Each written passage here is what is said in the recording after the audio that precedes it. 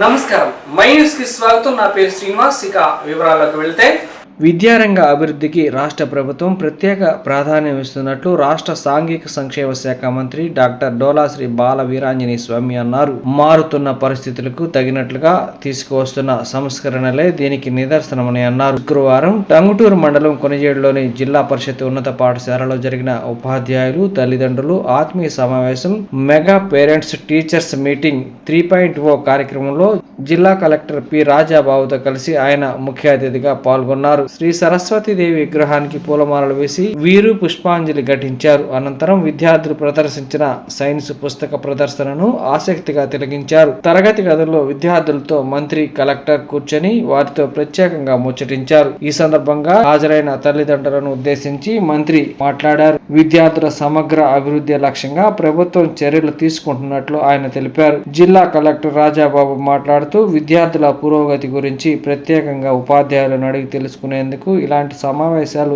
ఎంతో ఉపయోగంగా ఉంటాయని అన్నారు. డిఈఓ కిరణ్ కుమార్ మాట్లాడుతూ విద్యాశాఖ తరపున జిల్లాలో అమలు చేస్తున్న కార్యక్రమాలను వివరించారు. ఆర్డీఓ లక్ష్మీ ప్రసన్న మాట్లాడుతూ తాను కూడా ప్రభుత్వ బడిలోనే చదువుకొని ఈ స్థాయికి వచ్చానని అన్నారు.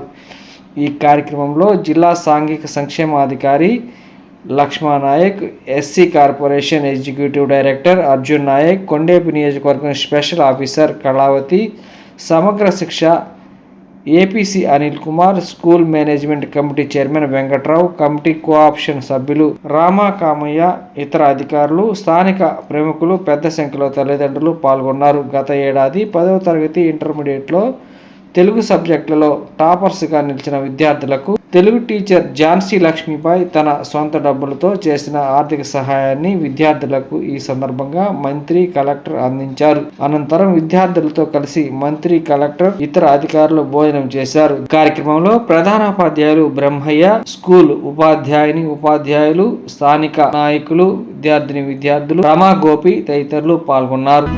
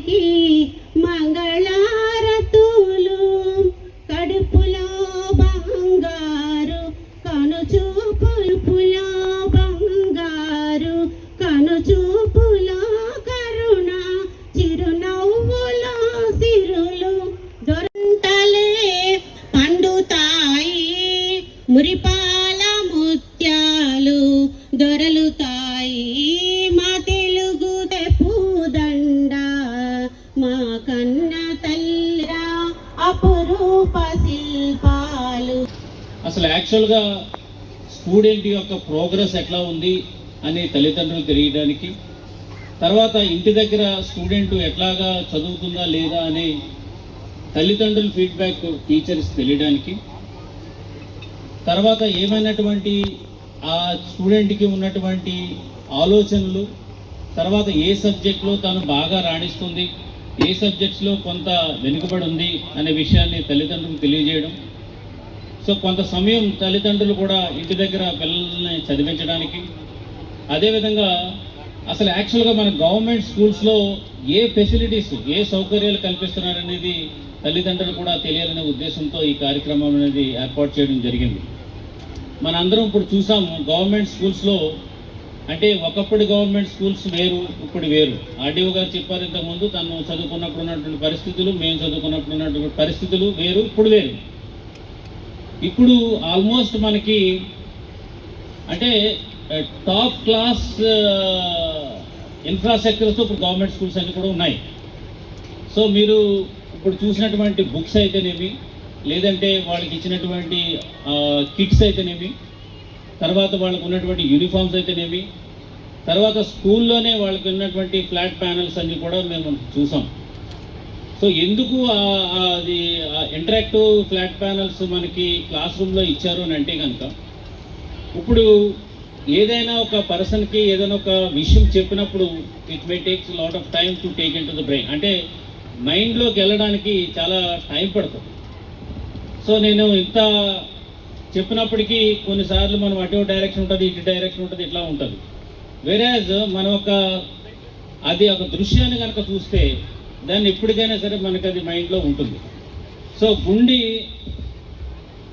మనిషిలో ఉన్నటువంటి గుండె ఎలా కొట్టుకుంటుందో అనేది, అది లబ్డబ్ అని కొట్టుకుంటుంది, నిమిషానికి 70 సార్లు కొట్టుకుంటుంది, దాని నుంచే బ్లడ్ అంతా కూడా సరఫరా అవుతుంది. ఇట్లాంటి అన్ని అంశాలన్నీ కూడా చెప్తే ఒకదాని తర్వాత ఒకటి గుర్తుపెట్టుకోవడం కానీ అదంతా కూడా మనకేమీ తెలియదు. వేరేజ్ అదే హార్ట్, గుండె అనేది ఎట్లా అవుతుందని ఒక యానిమేషన్లో కనుక మన టీవీలో కనుక చూపిస్తే పిల్లలకు చాలా క్లియర్గా అది అర్థమవుతుంది. సో ఓకే, అధ్యక్ష వహించినటువంటి స్కూల్ కమిటీ చైర్మన్ గారికి, ఈరోజు ఈ కార్యక్రమానికి ముఖ్య అతిథులుగా విచ్చేసినటువంటి మన గౌరవ కలెక్టర్ శ్రీ రాజాబాబు గారికి, అదేవిధంగా ఈ కార్యక్రమానికి విచ్చేసిన జిల్లా విద్యాశాఖ అధికారి వారికి, ఆర్డీఓ గారికి, కాన్షియస్ స్పెషల్ గారికి, హెడ్ మాస్టర్ గారికి, గ్రామంలో 50 సంవత్సరాల సుదీర్ఘ రాజకీయం చేస్తా సర్పంచ్గా, ఎంపీపీగా, ఏదో సొసైటీ ప్రెసిడెంట్గా ఉన్నటువంటి కామయ్య గారికి, వేదిక మీద ఉన్నటువంటి అధికారులకు, అనధికారులకు, ఇందులో చదువుకొని ఒంగోలులో డిగ్రీ కాలేజీ ప్రిన్సిపల్ చేసినటువంటి వారు కూడా ఉన్నారు. ఇక్కడ ఇచ్చేసినటువంటి పేరెంట్స్ కి, గ్రామ పెద్దలకి, మీడియాకి నా నమస్కారాలు. విద్యార్థులందరూ కూడా శుభాశీస్సులు తెలియజేస్తున్నాం. ఈరోజు చాలా ముఖ్యమైన రోజు. రాష్ట్ర వ్యాప్తంగా ప్రతి ఊర్లో కూడా, పాఠశాల లేని ఊర్లు చాలా తక్కువ, ప్రతి ఊర్లో కూడా ఆ స్కూల్లో ఉన్నటువంటి తల్లిదండ్రులు, పిల్లలు, టీచర్లు అందరూ ఒకటి సమావేశమై ఆ సమావేశంలో ఆ ఊర్లో వారి పిల్లల యొక్క పురోగతి, వాళ్ళ యొక్క భవిష్యత్తు, వాళ్ళు గొప్ప స్థితికి రావడం కోసం ఏం చేయాలి అనేటువంటిది చర్చించుకోవడం కోసం మన విద్యాశాఖ మంత్రులు శ్రీ నారా లోకేష్ గారు ఈ mega parent teachers meeting PTM ని ఏర్పాటు చేయడం జరిగింది. చీమకుర్తి మున్సిపాలిటీ ఆదర్శవంతంగా తీర్చిదిద్దుతానని సంతనూతలపాడు శాసనసభ్యులు బిఎన్ విజయ్ కుమార్ తెలిపారు. పట్టణంలో పలు అభివృద్ధి కార్యక్రమాలకు శంకుస్థాపన మరియు పూర్తయిన పనులకు ప్రారంభోత్సవాలను శనివారం సాయంత్రం నిర్వహించారు. దాదాపు ₹1 కోటి పైగా నిధులతో నిర్మించిన అర్బన్ హెల్త్ సెంటర్ను ఎమ్మెల్యే విజయ్ కుమార్ ప్రారంభించారు. మరో ₹1 కోటి పైగా నిధులతో సీసీ రోడ్లు, డ్రైనేజీల నిర్మాణాలకు ఆయన శంకుస్థాపన చేశారు. ఈ సందర్భంగా జరిగిన సభలో మాట్లాడుతూ చీమకుర్తి పట్టణాన్ని సుందరంగా తీర్చిదిద్దుతానని అన్నారు. ఆయా కార్యక్రమాల్లో AMC chairman Mannam Rajeswari, Mannam Prasad, commissioner Ramakrishnaiah, కౌన్సిలర్లు గొల్లపూడి రమాదేవి, గోరుంట్ల అంజలి, సొసైటీ చైర్మన్ పూనాటి వెంకట్రావు, పట్టణ అధ్యక్షుడు ముప్పూరి చలమయ్య, నాయకులు కాట్రగడ్డ రమణయ్య, ఎడ్లవల్లి రామబ్రహ్మం, కందిమళ్ల గంగాధర్రావు, రావిపాటి రాంబాబు, సూరంపల్లి హనుమంతరావు, గొల్లపూడి కోటేశ్వరరావు, గంగుల శివపార్వతి, సుజాత, కట్టా రమణయ్య, పాపిరెడ్డి రఫీ, జనసేన బీజేపీ నాయకులు తదితరులు పాల్గొన్నారు.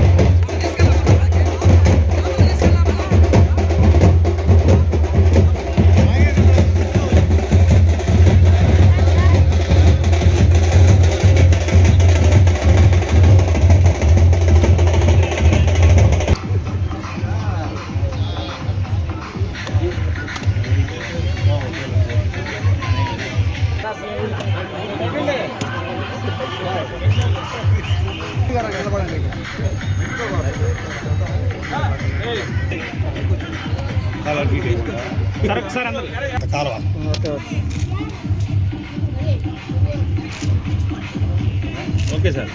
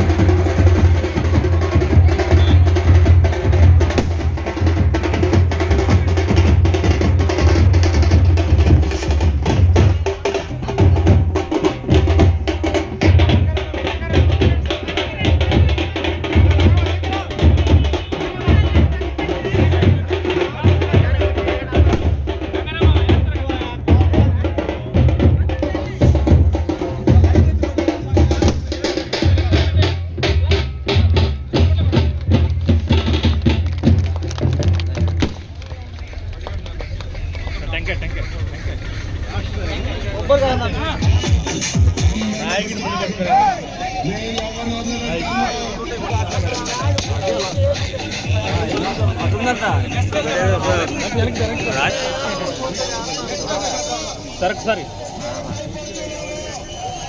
పార్వతక్క ముందుకు రా. ఓకే ఓకే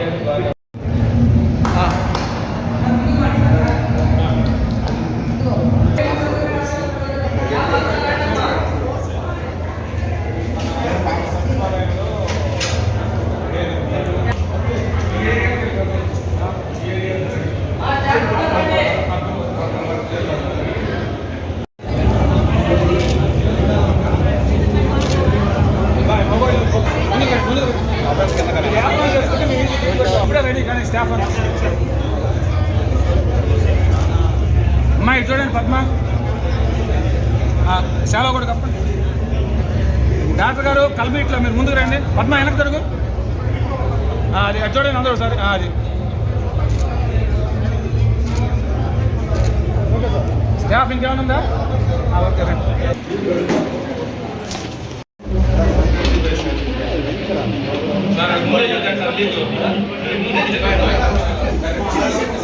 మీరు ఒకసారి సెల్ ఆపండి. స్టాఫ్ ఫోటోలు తీసుకొచ్చాను ఎంత ఉందని చెప్పాలి డాక్టర్ గారు. సార్ నేను పని బుద్ధి చదువుతున్నాను సార్. కూల్గా ఉన్నారు కంటే ఇవ్వడం కోసం.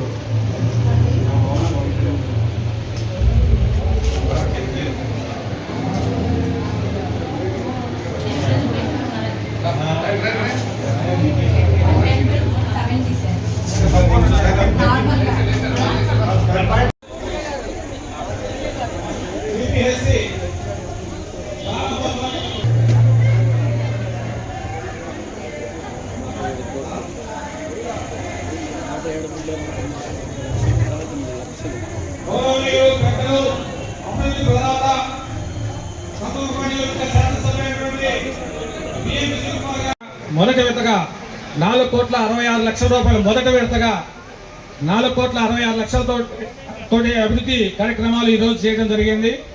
రెండో విడత ఇంకా ఉంటుందండి. రెండో విడత ఒక నెలలో రెండో స్పెల్లో ఉంటుంది.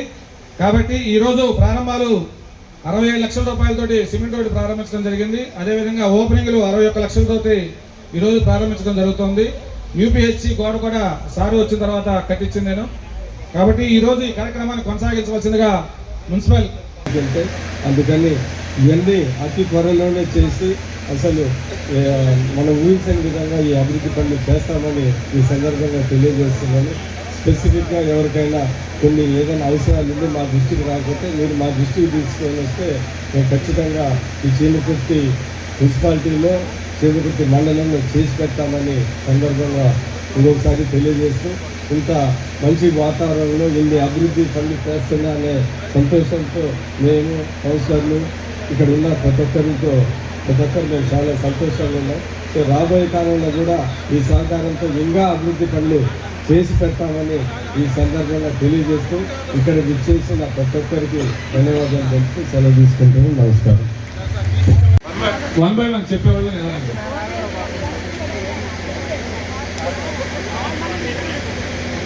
సార్ 1 by 1 పక్క రండి.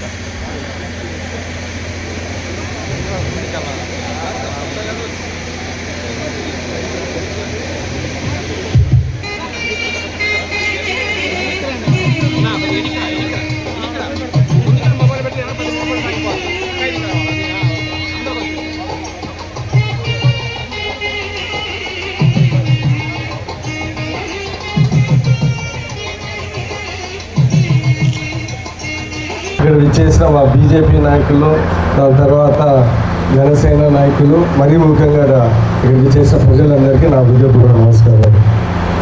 మీ అందరూ తెలుగుదేశం కూటమి ప్రభుత్వం వస్తే ఎన్నో అభివృద్ధి పనులు జరుగుతాయనే ఆశతో మంచి మెజారిటీతో ఈ చీమకుర్తిలో మనకు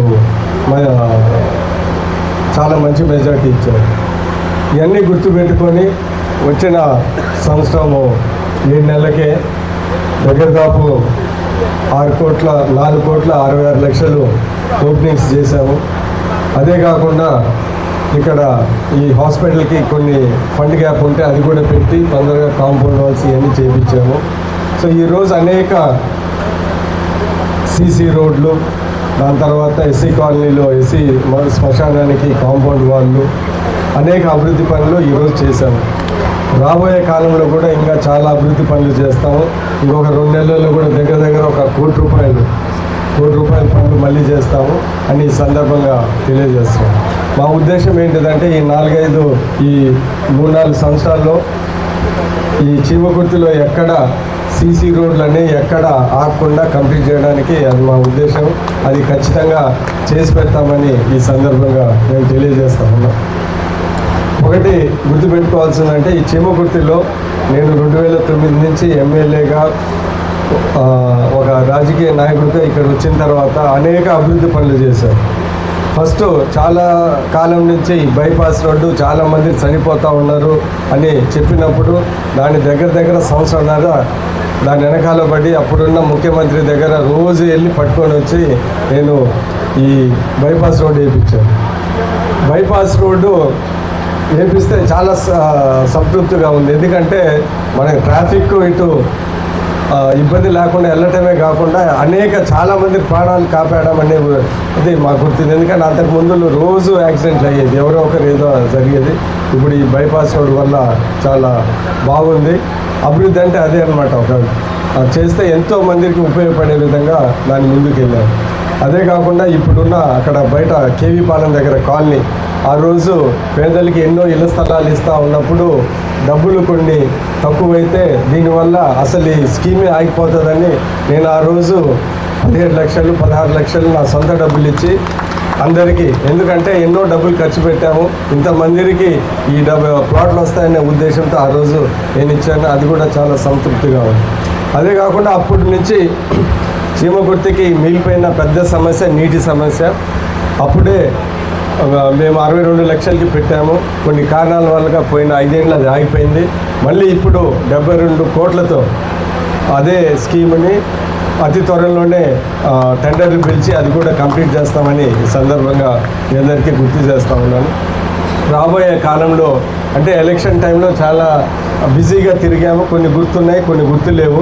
అందుకని మేము ఎలక్షన్ టైంలో ఏమేమి ప్రామిస్లు, రోడ్లు లేకుంటే సైడ్ డ్రైన్లు ఏదన్నా మేము చేస్తుంటే మీరు గుర్తు చేస్తే ఖచ్చితంగా అది రాబోయే కాలంలో మేము ఖచ్చితంగా చేసి పెడతామని ఈ సందర్భంగా తెలియజేస్తా ఉన్నాను. డాక్టర్ బిఆర్ అంబేద్కర్ 69వ వర్ధంతి కార్యక్రమం ఒంగోలు మంగమూరు రోడ్డు గాంధీనగర్ 3 బొమ్మల సెంటర్ వద్ద ఇండిపెండెంట్ లేబర్ పార్టీ రాష్ట్ర అధ్యక్షులు దాసరి సుందరం ఆధ్వర్యంలో ఘనంగా నిర్వహించారు. ఈ సందర్భంగా డాక్టర్ బిఆర్ అంబేద్కర్, పూలే పూలే బుద్ధ విగ్రహాలకు పూలమాలలు వేసి ఘనంగా నివాళులర్పించారు. అనంతరం ఐఎల్పి రాష్ట్ర అధ్యక్షులు దాసరి సుందరం మాట్లాడుతూ డాక్టర్ బిఆర్ అంబేద్కర్ చేసిన సేవలను కొనియాడారు. ఈ కార్యక్రమంలో ఐఎల్పి జిల్లా అధ్యక్షులు కట్టావర ప్రసాద్, ఐఎల్పి జిల్లా కార్యదర్శి దాసరి సంగీతరావు, అంబేద్కర్ యువజన సంఘం జిల్లా అధ్యక్షులు కటికాల కార్తీక్, బోరగరాజు, లక్కే దుర్గా ప్రసాద్, దళిత మహిళా సంఘం నాయకురాలు డోలా రాధా, బాబు బ్రహ్మాజీ, అంబేద్కర్ యువజన సంఘం నాయకులు అంజయ్య తదితరులు పాల్గొన్నారు.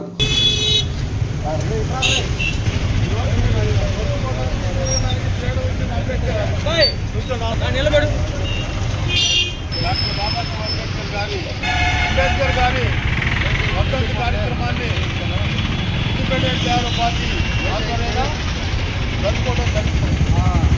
కారణం ఏంటంటే భారతదేశానికి అందువల్ల ఈ దేశంలో ఆయన ఒకటి చెప్పాడు, ఆ జాతి వచ్చినప్పుడే ఈ సమస్య పరిష్కారం అవుతుంది అని. అందువల్లనే ఆయుధానికంటే మొదలైంది ఓటు హక్కులు కల్పించాను. అందువల్ల ఆయన ఆ సందర్భంగా ఆయన చెప్తూ ఈ దేశంలో మీ అందరికీ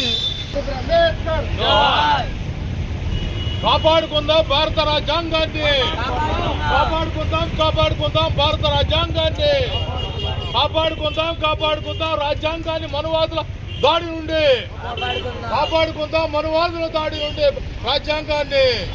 జోహార్ డాక్టర్ బాబాసాహెబ్ అంబేద్కర్, జోహార్ డాక్టర్ బాబాసాహెబ్ అంబేద్కర్, జోహార్ డాక్టర్ బాబాసాహెబ్ అంబేద్కర్. వేయండి, వేసి చూడండి.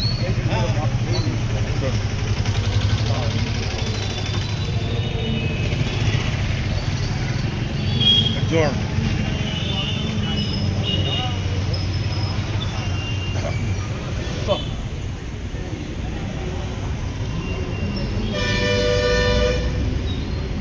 జోహార్ గౌతమ బుద్ధ, జోహార్ గౌతమ బుద్ధ, జోహార్ గౌతమ బుద్ధ.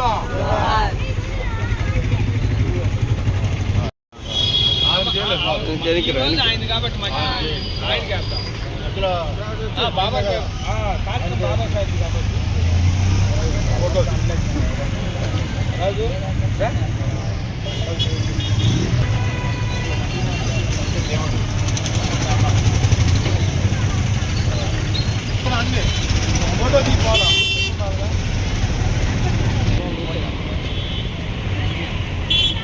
నాకు అనుకుంటే యూజ్ దాకా ఫోటో దిగాలి.